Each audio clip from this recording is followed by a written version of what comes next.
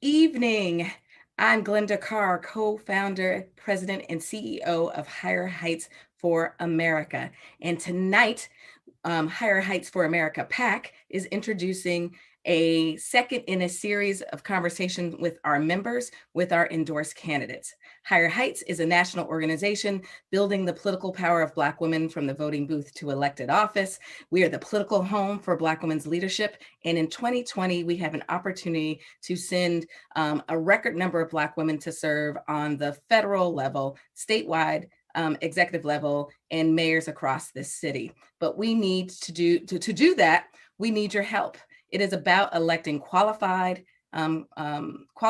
Black women who have the lived experiences to help us move this country through a global pandemic and address the racial awakening and awareness of this country in a way that we can build a democracy we can all believe in. And so tonight we're in conversation with a teacher, a local school board member, a financial service professional, all uniquely qualified to determine how we're going to educate our young people during a time of distant learning and ensuring that all children have access to the tools they need. And when we are trying to figure out how do we rebuild economically thriving communities in this country, sending a financial services professional to Congress are exactly the type of skill sets that we're looking to do. So invite your network to become part of this conversation this evening by sharing the feed and following the conversation at #BlackWomenLead. So we know that our work at Higher Heights has continued to help elect amazing Black women across this country who have hit the ground running. In particular, in 2018, we elected the largest number of Black women to serve in Congress, and that freshman 5 have been bold innovators. And we want to introduce you to a couple of Black women who are doing amazing things across this country. Check this video out. I stand here now without endorsements from many big-name politicians or celebrities or any other kind of prop. I do not intend to offer to you the tired and glib cliches which for too long have been an accepted part of our political life. I am the candidate of the people of America. The vision of Higher Heights is truly part of what should be the vision of who we are and can be as a country. It is an organization that is giving encouragement, giving support, giving a welcome, a big welcome to Black women to be actively involved, knowing that when you take the first step, Higher Heights will be there to stand with you each step along the way. I had no political network. I had never run for office. I had no money and really had a lot of questions. Higher Heights was just the organization I was looking for. Literally, how do you run for Congress? It's something that has not been taught, but there definitely is a strategy. There's a pathway that is clearly laid out if you're privy to that information.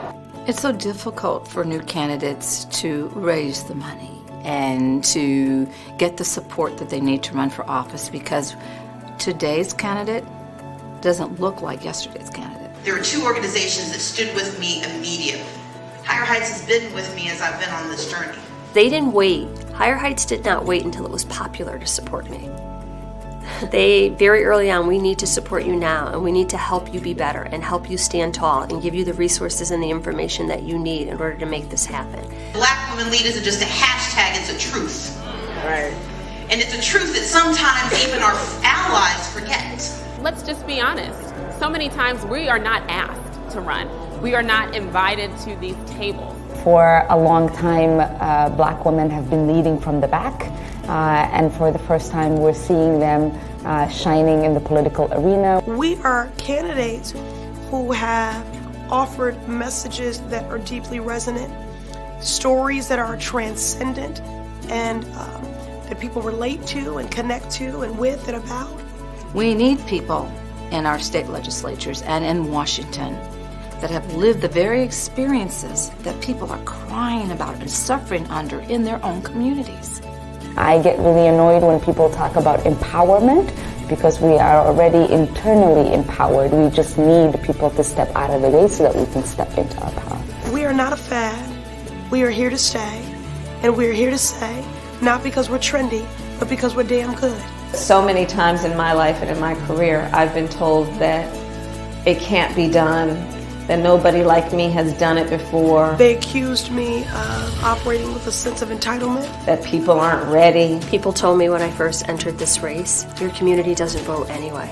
They said that this was all about identity politics. Or they say, well, wait your turn. And I just don't listen.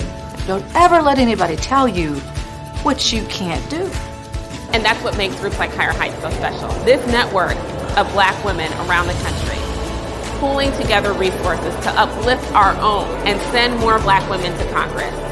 It's so powerful. Because their investment, their resourcing, their amplifying, their platforms, their Twitter town halls, all of these things that they do get us one step closer to being the beneficiaries of that change that is afoot and being leaders in that change. Representation matters, and Higher Heights for America lifts up our voices, spotlights our candidacies, and helps us raise these critical resources so that we can win.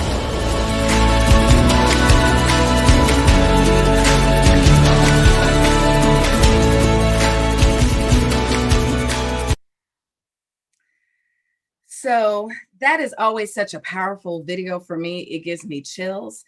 It is the work of Higher Heights and members, like the members that are gathered today for this conversation with 3 amazing candidates for Congress. So let me introduce you to who we are going to be in conversation with tonight. Adrienne Bell, running in Congressional District 14 in Texas. Candace Valenzuela, also running in Texas. It's a Texas night, y'all, in Texas 24.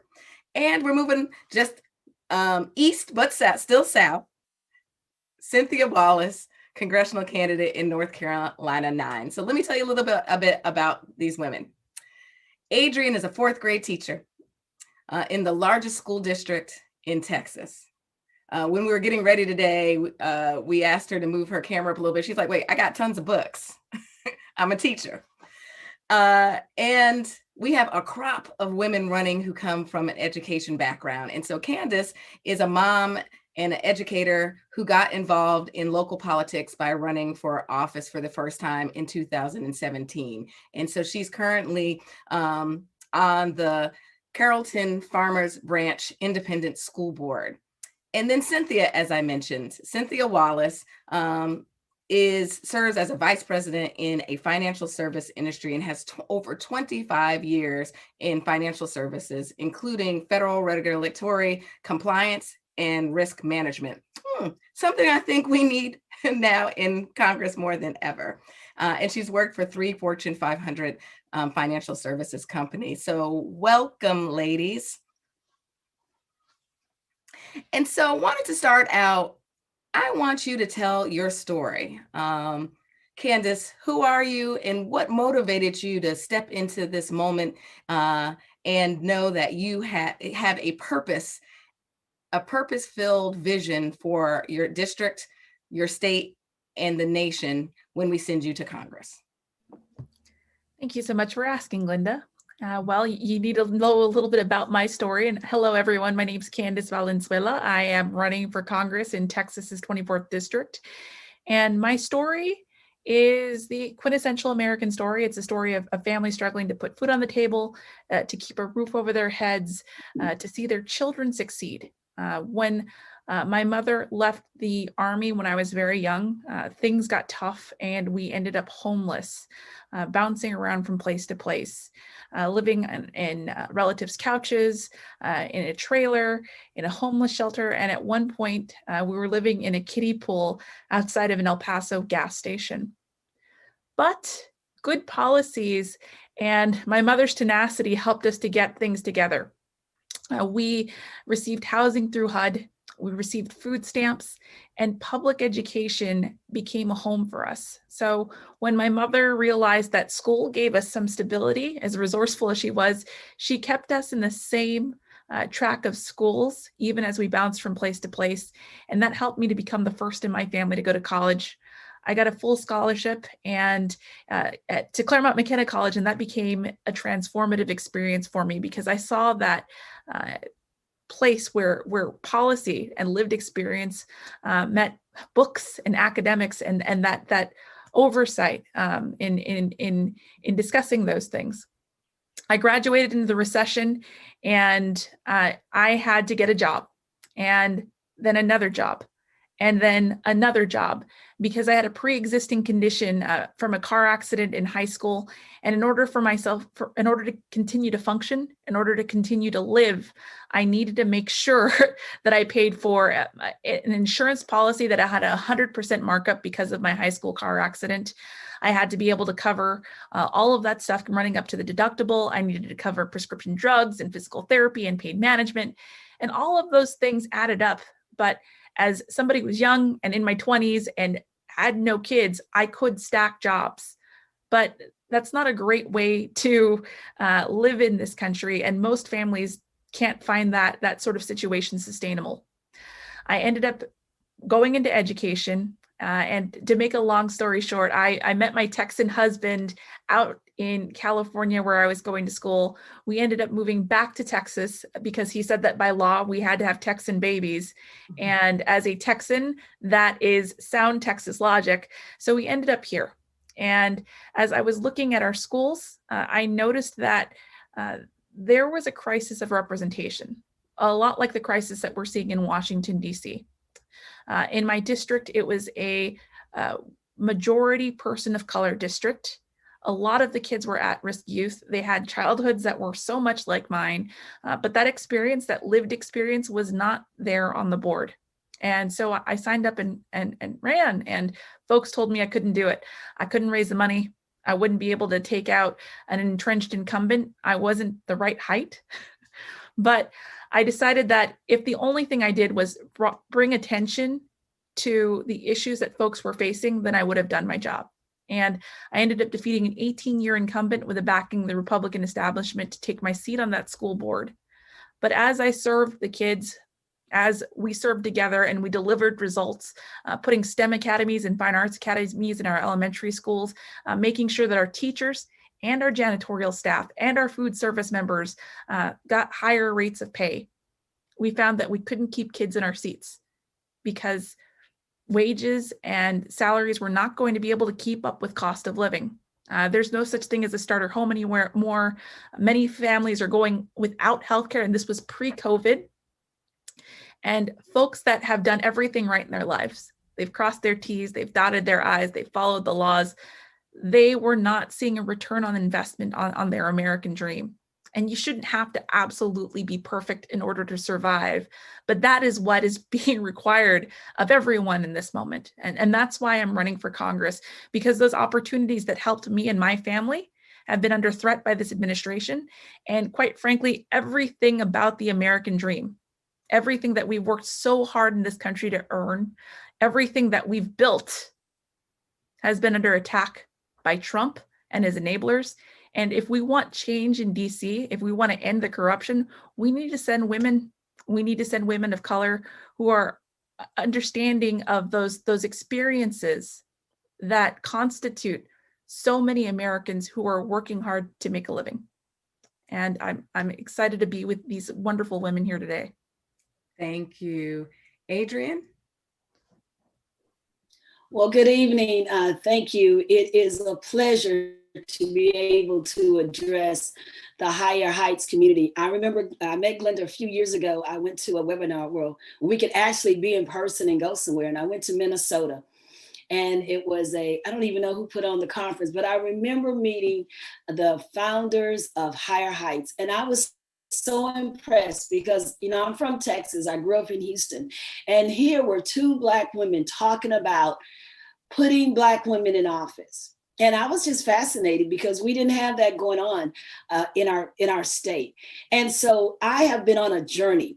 to be a representative, to bring voices to Congress. Right now and today, with the ruling that there is no files charges against the officers who killed Breonna Taylor, it points out more and more the need for representation in Congress.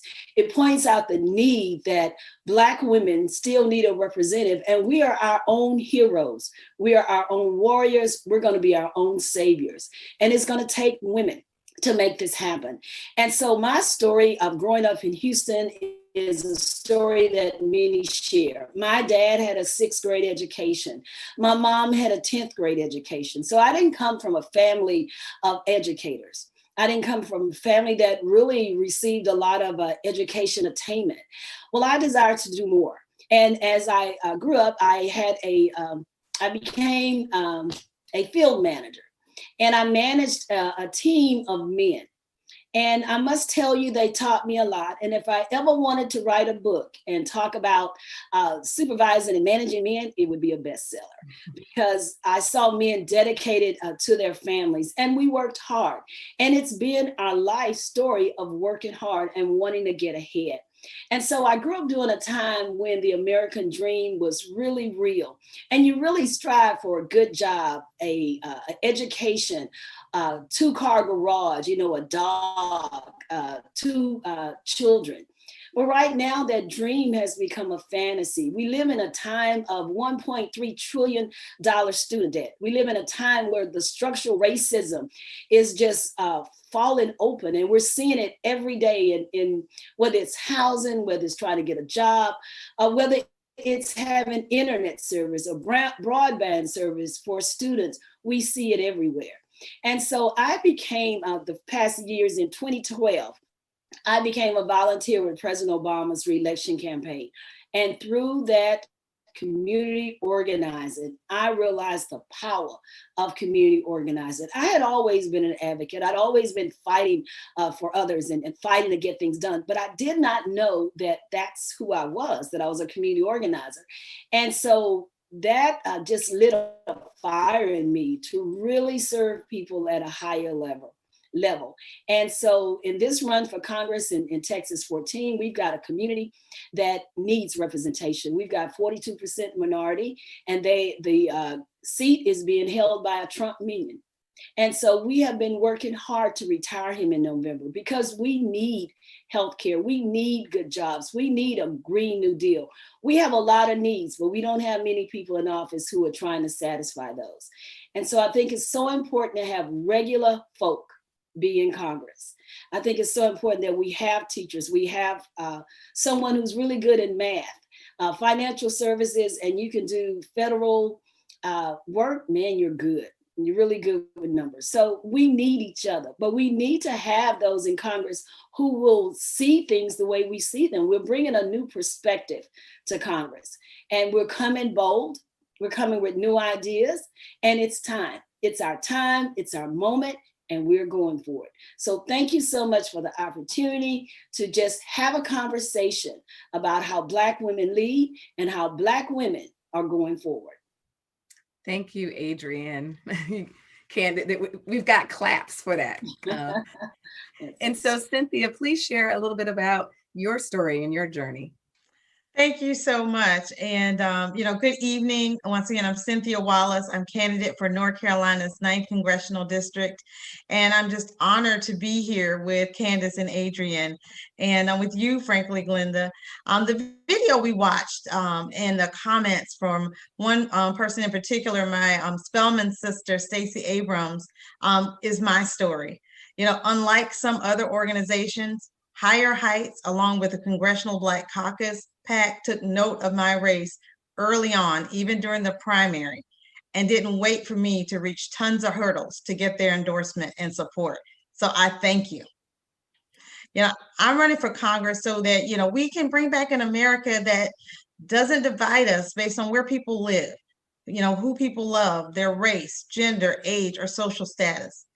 An economy like when I was growing up in rural Southern Georgia as the granddaughter of farmers, where there was, I think that was already mentioned, there was dignity in work, where a mother like mine who worked and made her career in textile factories, and a father like mine who was a civil rights activist who co-founded the NAACP in 1968 in our small town that was only 13% African American, where he spent his life as an activist working to become the first African American elected to our county commission, helping to desegregate school, and where those parents could support my dreams of a higher education, which led me to earn a bachelor's in math from Spelman College and a master's in statistics from the University of North Florida.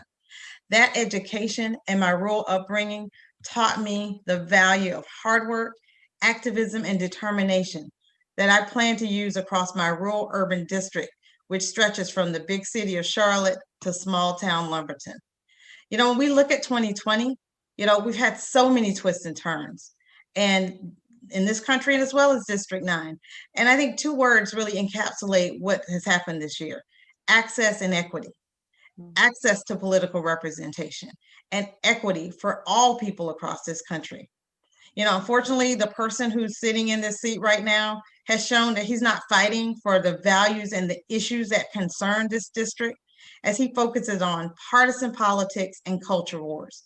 And frankly, the only reason he's even in Congress for this short 12 months right now, he's in a stolen seat because there was absentee ballot fraud in Congressional District 9 in the 2018 election that was committed by Republicans.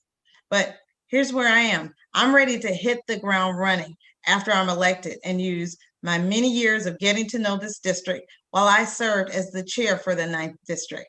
And my 25 years, as mentioned, my 25 years of financial services experience with a focus on risk and regulatory compliance to fight for improved economics for the folks of this district that they haven't seen in decades, as we've had representation that's not been focused on them, that hasn't been focused on the issues that concern them as they sit across that kitchen table.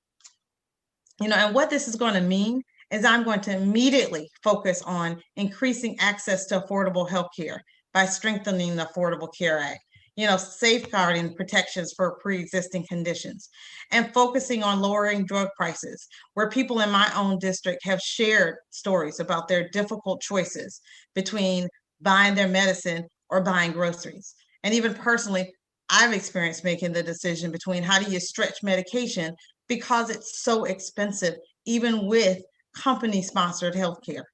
You know, these are the issues I want to focus on, and hopefully later on I'll have an opportunity to talk about broadband access, jobs, and the reduction of student loan debt, which are just pressing issues. But, you know, as I'm closing, you know, probably like many of the other ladies on here, you know, with facts, you know, I hear skepticism about the odds for this election. You know, even this district that, you know, was actually only lost by 2% in both the regular election and the 2019 special election, there are lots of, you know, skepticism and doubts. You know, can I win?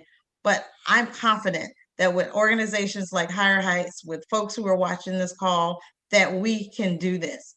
We can take this seat as well as the seats with Candace and Adrienne, and we can bring Black women's voices to the table, more of those voices, because we know when our voices are heard, things will change. And so I'm looking forward to working with these ladies. I'm looking forward to working with folks on watching this Zoom, wherever you are, to make a change in this country. And what I plan to do is play my important role to bring a rational and compassionate leader to Washington. Thank you. And you actually start to lead into two things. One, she said, wherever you're watching. So we want to know where you are watching from. And for those who've been following our conversations during COVID-19, we want to know what city, what state, and what part of the house you're in. I'm in the same place. This is my little corner of my office where everyone's got, you've got a beautiful home. No, I got a beautiful little corner of my office. And so Cynthia also brought something that I think is very important about bringing our voices to the table.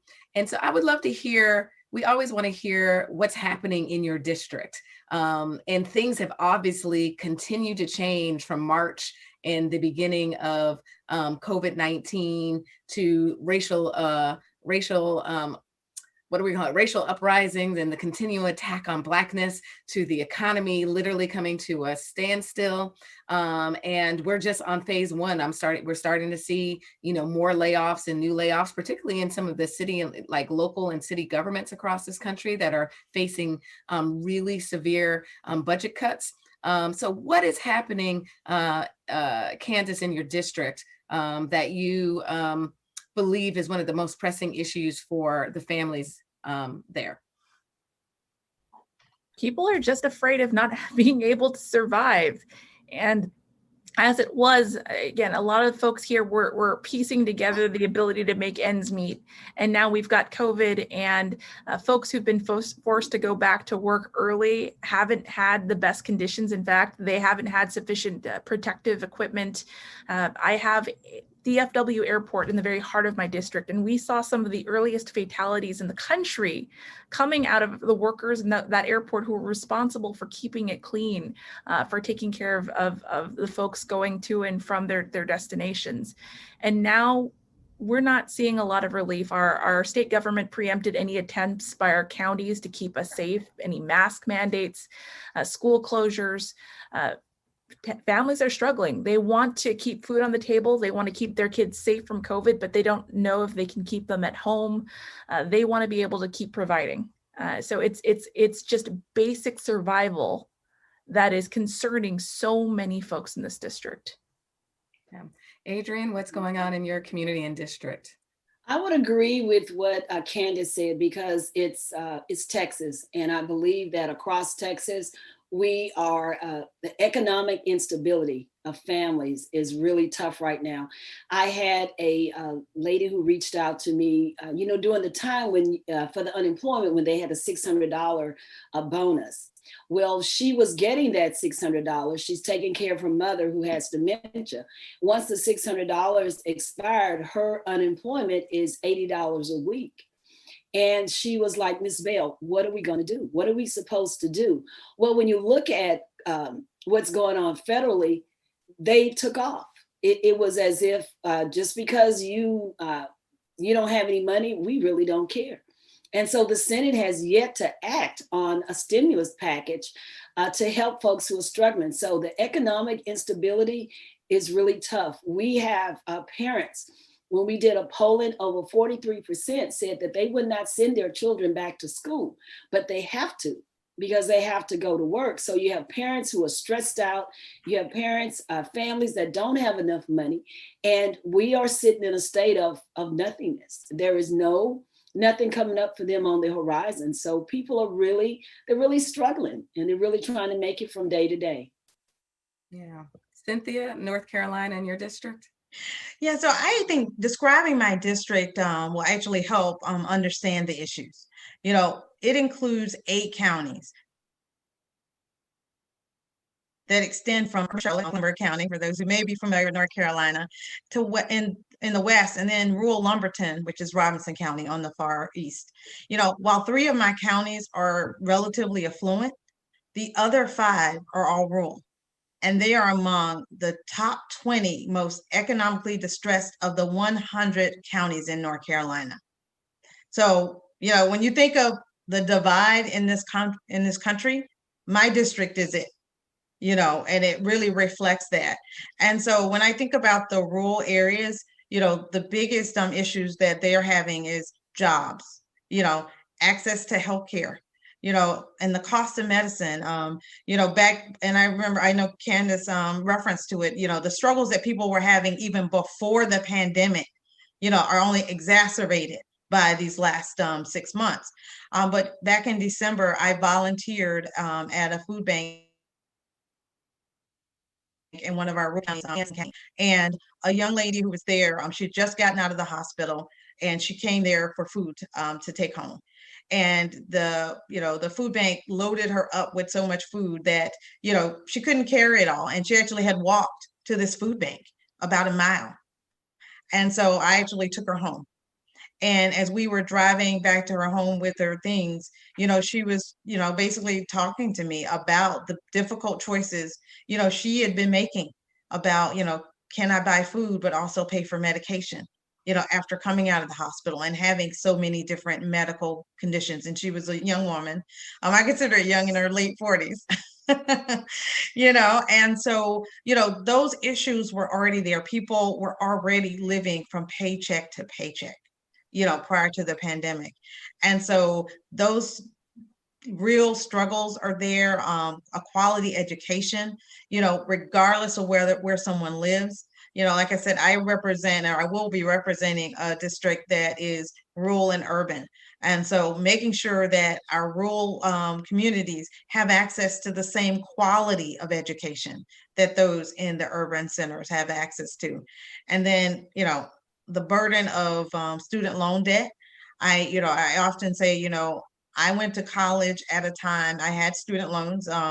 They were relatively small compared to today. When I was in college, my students' loans weren't the size of a mortgage. I have people in my family that have mortgage-sized college loan debt. It's parents and their children. So it's not even just the younger people that are in this debt. I had a friend who celebrated her 60th birthday by paying off her student loans. So we've got to focus on these pressing issues that are just impacting our health, they're impacting our economy. And, I'm ready to go to Washington, D.C. and hit them head on. Great. Well, yes, late 40s is young, particularly because that's where I am. Me too. So if you want to continue to follow Higher Heights for America PAC's endorsed candidates, follow #BlackWomenLead on Twitter, Higher Height with no S, Higher Height PAC, and on other social media, Higher Heights for America PAC. And you will learn a lot more of how we're going to activate our members across this country to make sure Black women lead on November 3rd. And so I know these women, if elected this November, will hit the ground running in the next Congress. And so please share, Candace, the key issues you'd like to address in your freshman term. Well, I was hoping that this would not be the case when this pandemic first started, but it's not. I'm going to have to get there. We're going to have to address COVID, particularly as we've seen as much gridlock as we've seen. And I don't blame Congress. A lot of folks talk about Congress, but the Senate has been stopping so many incredible bills that have gone to Congress to provide relief for our families. And I'm really excited that so much of the organizing that folks have been doing in their states, I'm doing a lot of organizing in my state to make sure that we don't just flip my seat, we flip the down ballot candidate seats as well, so that we can have control over redistricting come the next legislative session, and that we get a new senator. MJ Hagar is ready to lead here in Texas, and I'm excited to be working with her. We need to be organizing our way through this, and so many of the members of Congress understand that, which is why they're trying to bring friends like us, because again, we don't have enough people who aren't bought in DC right now. It's one of the reasons that I'm not taking any corporate PAC money. And that's the other thing that I'm really, really excited about addressing, besides getting immediate relief to our families and our small businesses, is taking on the corruption, making sure that we secure a new Voting Rights Act, making sure that we secure campaign finance reform, so that women of color are not penalized as much as they are whenever they enter this process, and they can focus more on representing their communities than by trying to connect a network of money that they've never seen in their lives. And I consider myself lucky that I've gotten this far. Of course, I've worked very, very hard, but a lot of people work very, very hard and don't get what they deserve and don't get what we need as a country too. So taking on COVID, taking on corruption, and making sure that people get the healthcare they need will be my first big priorities in DC. Great. Adrienne? Well, I'm going to say ditto to what Candace said. Corruption, you need uncorrupted people. And so we can walk into the Capitol building unbossed and unbought. And I look so forward to that, because I too take no corporate money. And I'm a teacher, so my friends don't have big bucks. But one thing that we've got to address, I am in the Gulf Coast area of Texas, and it's we have one county, Brazoria County, that's split, but we also have Galveston Galveston County and Jefferson County. 2 weeks ago, we were evacuating from Hurricane Laura. 2 days ago, we were evacuating from Tropical Storm Beta. We have an area that does not have coastal protection, and we have got to work on climate change. Climate change is a huge issue in our area. It is a national economic security issue if there is a billions of dollars hurricane that hits the Gulf Coast. In our area, we have 5 ports, and that's the most ports of any district in the country. And the Port of Beaumont, the Port of Port Arthur, they are strategic military ports. And the Gulf Coast, when you consider Galveston, if a hurricane comes through, and Hurricane Laura was predicted to be a Category 5, it would have decimated us. You're also talking about the Port of Houston. And this area feeds the energy of the country. And so it would be felt across America. So it's not just, we need to protect the Gulf Coast. We need to protect all of America, and it starts here. But one of the biggest things that I am going to work on is the climate change and the Green New Deal. And so that we can protect lives, and we can protect property, and we can protect what happens along the Gulf Coast, because we know our hurricanes are becoming more ferocious, and they are becoming quicker, and we see them more often. 2 days ago, there was water in my neighborhood, and you never know when the water is going to come inside. And so we live traumatically when a real hard rain comes because of Hurricane Ike and because of Hurricane Harvey. And we still have people that have not gotten their lives back together from Hurricane Harvey, which happened 3 years ago. So we cannot continue to live like this. And we've got to address climate change, and we've got to pass a Green New Deal. Absolutely. And before I go to you, Cynthia, if anyone has a question, please put that question in the chat room so that we can have a moment for our distinguished speakers to address. Cynthia?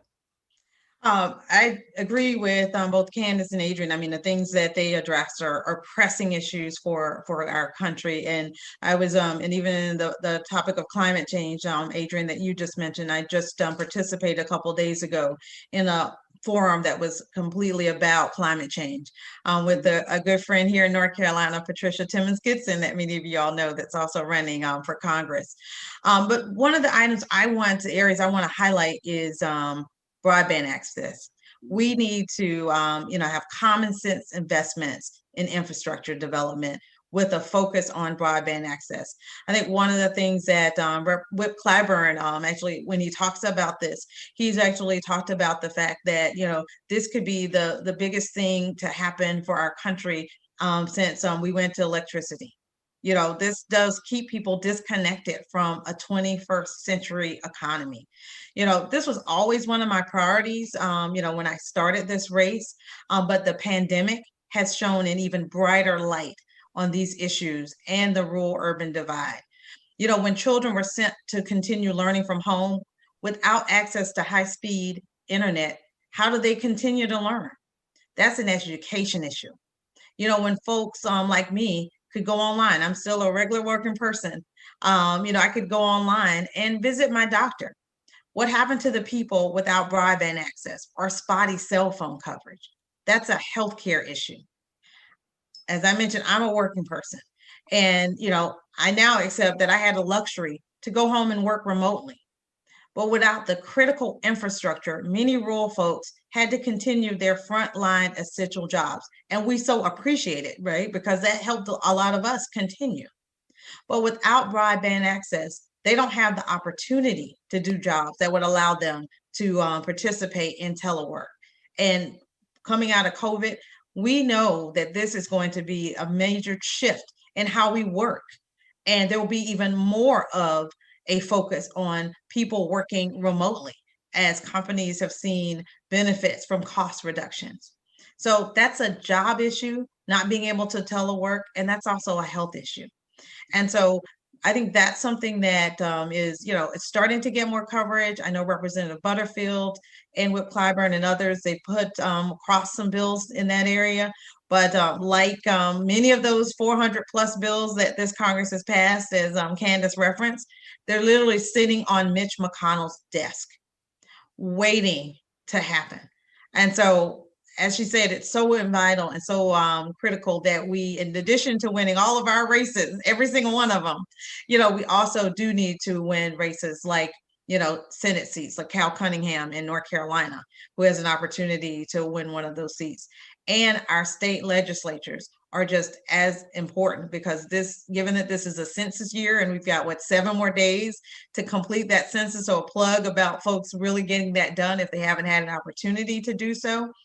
But because this is a census year, these state legislatures are going to have an opportunity to redraw lines like the ones that we're running in, after we come out of, 2020.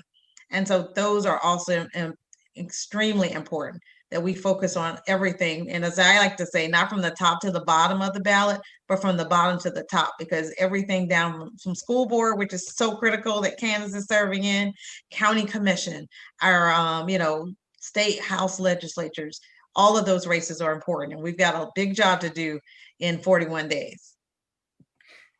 41 days. And so we have a couple of questions.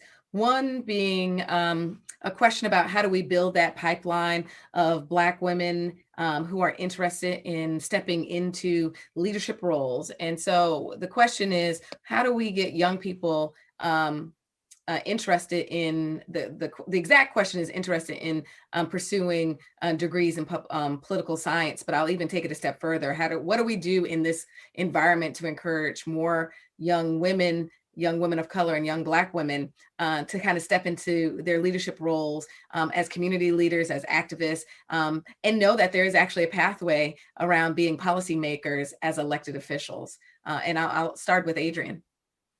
I think that they need the exposure to that. When I started becoming involved in politics, I didn't really know any politicians. Well, I had worked on one campaign like 20 years ago, but I wasn't really exposed to politics in my city. I voted, everyone around me voted, but I wasn't exposed. And so I think today, one thing that's helping are the racial, the riots, not the riots, but the protests, the uprising. And in our area, there are a lot of young people that are now being involved, and they don't like what they see. And so they are starting to speak up, and it is incumbent upon us to mentor them, to help them, not tell them what to do, but to help them and guide them and show them how to become involved politically. Because we used to think, well, I did, politics was over here and we were over here. And now we realize they're together and politics affects our everyday lives. And so I think exposure is one thing. I think when Black women see Black women running for office, they realize, you know what, I can do that too. I was at a church event, and it was last year, seemed like it was 100 years ago. And a gentleman came up to me and he said, Ms. Bell, my daughter wants to meet you. And I'm like, where is she, And he said, well, she stood behind him and she was like 8 years old. But she was so impressed that I was running for office because I looked like her. And that made me realize how important I was to her at that moment. And what I said to her could impact her life. And I didn't want her to be afraid of me, but to know, I'm a mother, I am a grandmother, I teach little children. And so she and I talked, and I could encourage her and tell her, you can be whatever you want to be. Because sometimes young people don't listen to their parents, but they'll listen to another adult speaking to them, and can carry more influence. So I think exposure is something that we have got to increase and let young folks see us and realize that we're normal. If we are untouchable, if we are talking like the other people, if they don't see any change that's going to happen with us, why support us? And we cannot come to them as though we know everything so they get on the defense. We have got to partner and lead the way. And that's what I plan on having, a young panel panels where we get together and we talk, and we have the organizations for STEM, but as a community, that our office serves as space for the community to grow. And that's what I look forward to doing, is exposing to what we can do and who we can become. Great, thank you. I'm going to let Candace answer that question, and then I see a great question, Cynthia, for you. So I'm going to pivot after Candace addressed the question around young people. A lot of people ask me what it's like to entertain the idea of being the first Black Latina ever in United States Congress.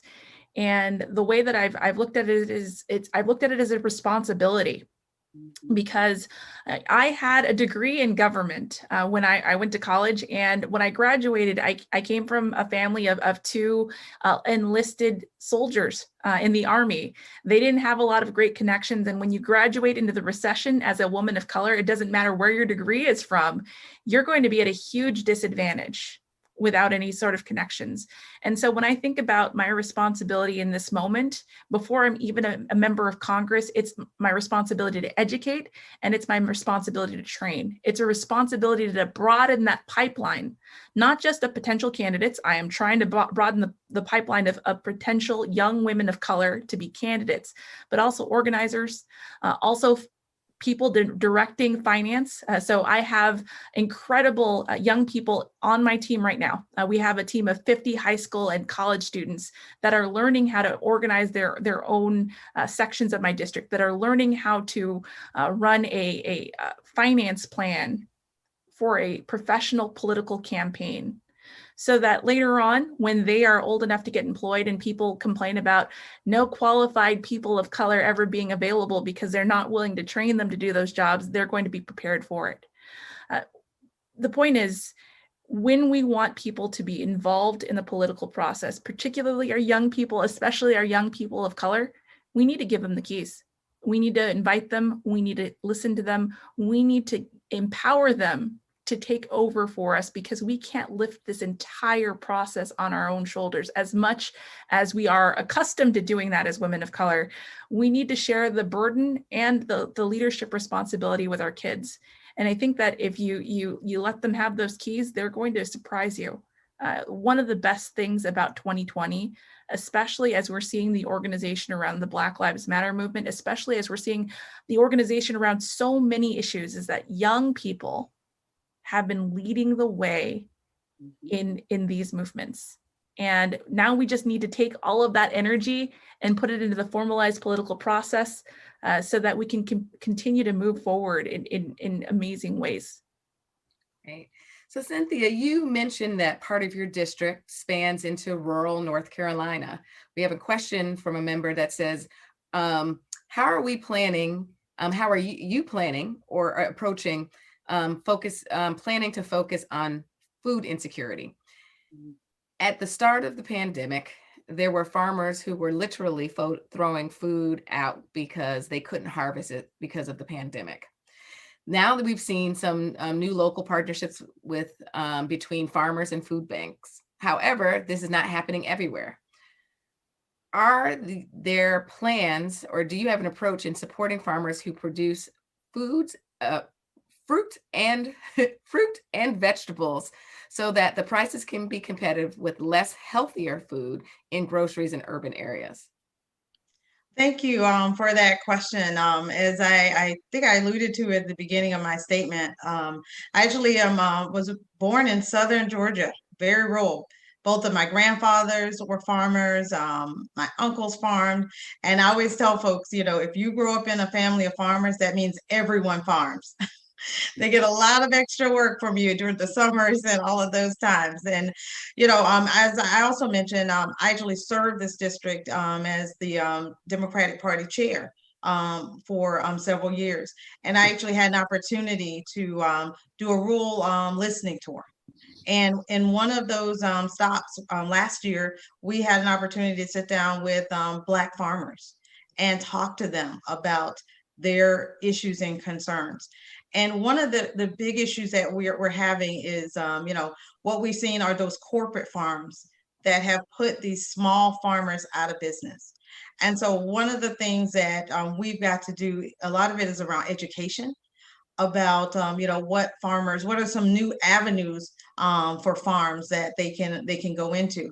There's a lot of land that there are a lot of grants that are available for farmers, and it's literally a matter of our Black farmers not having that information and not knowing what access to money they have.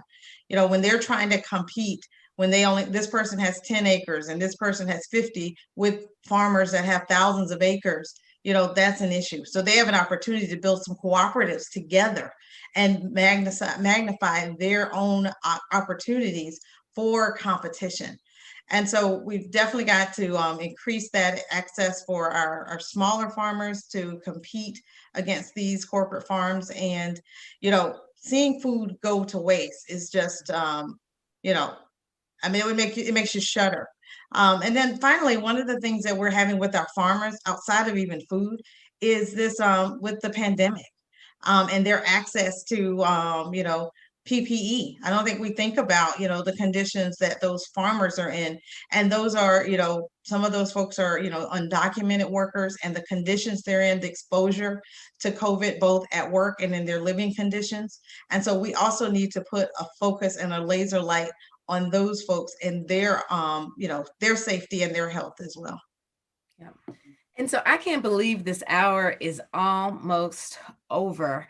And so my last question is a question to activate our membership and supporters across this country. And so what do we need to do to ensure that you lead on November 3rd? Candace, what's your call to action? Contribute if you can. We have expenses running a campaign during a global pandemic. Now that we can't knock on doors, which is normally the superpower of Democratic campaigns, we need to be calling folks. Auto dialers cost money. It's pennies per call, but it's still a lot of pennies. Our social media engagement, if it's effective, it costs money. And trying to go up on television, it all costs money to communicate with folks in our district. That's the only way that they know that they can have representation like Cynthia, that they can have representation like Adrienne. And if you don't have money to give, that's fine. Now you can make phone calls, you can do text messages. There's so many ways to uplift people virtually as a result of what we're doing here in COVID-19. Seek out each of our campaigns, see how you can help out. Everything helps in this situation. We have hundreds of thousands of people to reach. And if you take even just a little time out of your day to help us to do that, it will make a gigantic difference. Right. Adrienne? I agree. Instead of using negative energy of what's going wrong and all the noise on social media, I ask that people take that same energy and use it to uplift. Texas is a big old state, y'all. And it is hard. I've got areas that are rural. We have areas that are urban, and the windshield time is great. It takes, 3 hours just travel time to go from one area to come back to another. And so our expenses are there, to contribute, to share our information on social media, to help us make phone calls. If you can make, as Barack Obama said, you can make a few phone calls with me, we can win this thing. If we can reach out to people and let them know that they have a choice. They have a representative right now who voted against protecting pregnant women on the job. We don't need any more representation like that, because that's not representing us. And so if you can volunteer to make phone calls, if you can send postcards to voters, if you can contribute financially, we welcome that at voteforbail.com. I just produced, and I didn't produce it, that's the wrong word. We just had a new podcast that debuted on Tuesday. And so we just want to get the word out, and we got to be bold, and we need you.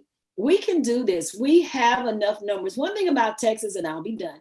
Texas is a state that has not been turning out the vote.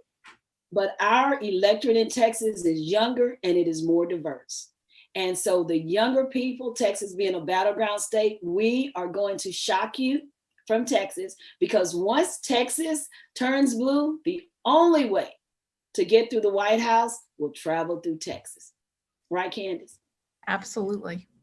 We are very close. Cynthia, what do we need to do to help you lead on November 3rd? All right, well, I'll start though with saying North Carolina is also a battleground state. And I don't know if there's a path to victory for Mr. Trump without North Carolina. So don't mess with Texas or North Carolina. But, the biggest challenge, for me over these next 41 days is just going to be reaching as many voters as I can, and I know that's what we're all working to do, as possible. Those that are likely to, vote for me or be reminded about who I am and know that I'm an option for the backwards leadership we've had, with someone that voted against the Families First coronavirus bill, one of only 40 Republicans to do that. They need to know about those kind of things. They need to be persuaded to vote for me if they're on the fence. And that persuasion starts with continue to raise as many resources as possible every single day, 7 days a week. And as Candace mentioned, that's something we've got to go in and work on when we get there, is reforming this, how we finance these campaigns. But unfortunately, those resources are what's going to be needed to make sure that I can reach those voters.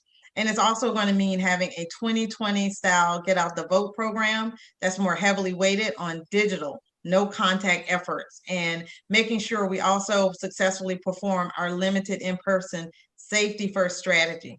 So if the resources are there, the volunteers are there, making phone calls, sending texts, you can do that anywhere across the country. We can win the seat. The polls are there so that I'm neck and neck with my opponent, and I can send him back to Charlotte with the right resources, because we've got a good team, we've got the right message, and we can flip the seat. But you can go out to my website, CynthiaWallace.com, and you can support this campaign. And we are looking forward to what we're going to do and bring for not only North Carolina, but this country, and take us in a different direction. And at the end of the day, save our democracy. Everyone vote, vote, vote, but just one time. Thank you for spending the evening with Higher Heights for America PAC in our She's Got Next series, because we know #Black Women Lead. So we need to activate. We have 40 days until the end of voting, and we need to provide all of the Get Out the Vote opportunities to our members and our network across this country. And so you can visit higherheightsforamericapat.org and see more about each one of these candidates. You can connect to their campaigns directly, and you will find our Get Out the Vote squad we're creating. And so we will be texting, we will be calling voters in these districts. And what's great about the ability to sit in your home on your couch, but collectively on Zoom, do a Get Out the Vote like happy hour, a Get Out the Vote virtual girls trip. We are providing you all the tools you need to help these women lead on November 3rd and send them to Congress in January. And so we need your continued support. So thank you, Candace Valenzuela, congressional candidate from Texas 14, Adrienne Bell, congressional candidate from Texas 24, and Cynthia Wallace, from congressional candidate from North Carolina 9. And thank you for joining Higher Heights for America PAC. If you're not following us, #Black Women Lead, and we'll be back. This is just this, second in the series. And so look out for more conversations with the Black women looking to make history, and more importantly, help to move this country to higher heights when they are elected in Congress and serving in the spirit and in a legacy of Shirley Chisholm, unbought and unbossed. So thank you.